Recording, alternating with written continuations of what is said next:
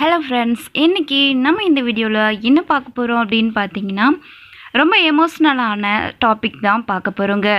So இந்த குட்டி ரிவ்யூவை நீங்கள் பார்க்குறதுக்கு முன்னாடி நம்ம சேனலை மறக்காமல் சப்ஸ்கிரைப் பண்ணிவிடுங்க. பக்கத்தில் பெல் ஐக்கான் வந்துடும், அதையும் ப்ரெஸ் பண்ணிவிடுங்க. வாங்க வீடியோக்குள்ளார போகலாம்.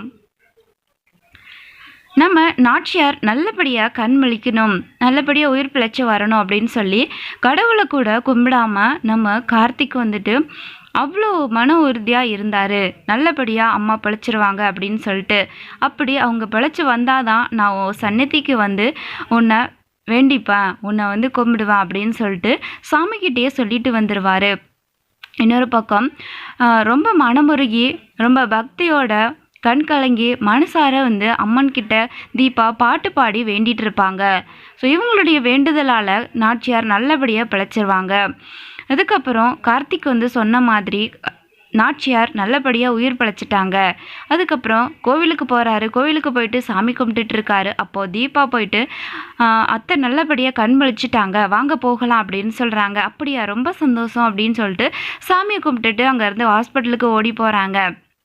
அதுக்கப்புறம் நாச்சியார் 2 பேரும் பார்த்ததுக்கப்புறம் ரொம்ப ஷாக் ஆகுறாங்க நாச்சியார்.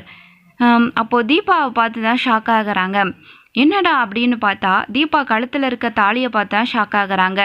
என்னது தீபா, கழுத்தில் மஞ்சக்கயிறு கட்டியிருக்க தாலி எங்க அப்படின்னு சொல்லி கேட்குறாங்க. அப்போது தீபா அதுக்கு எதனால் தாலியை கழட்டி வச்சாங்க அப்படின்ற விஷயத்த கார்த்திக் நாச்சியார்கிட்ட சொல்கிறாங்க. அப்போது ஏம்மா இப்படி பண்ண அப்படின்னு சொல்லி கேட்குறாங்க.